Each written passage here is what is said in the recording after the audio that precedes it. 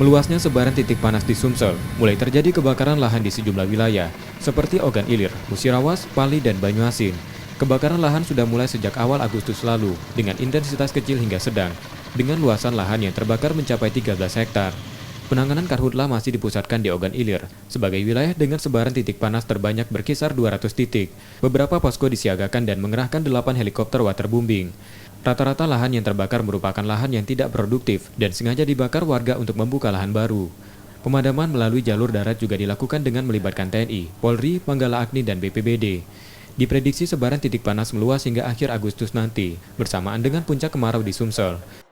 Ya, jadi terhitung awal Agustus sampai sekarang ini sudah lumayan peningkatan titik hotspot dan juga memang kebakaran sesuai dengan pantauan udara mulai banyak walaupun skalanya kecil-kecil tapi merata, dan untuk kebakaran sudah hampir merata di seluruh wilayah Sumatera Selatan ke Ogan Ilir.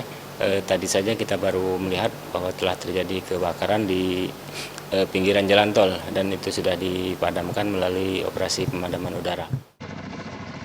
Upaya lain yang dilakukan, yakni TMC yang rencananya akan dimulai kembali dalam beberapa hari ke depan untuk hujan buatan. Reski Oktora, Bokas Diferensial, Kompas TV, Palembang.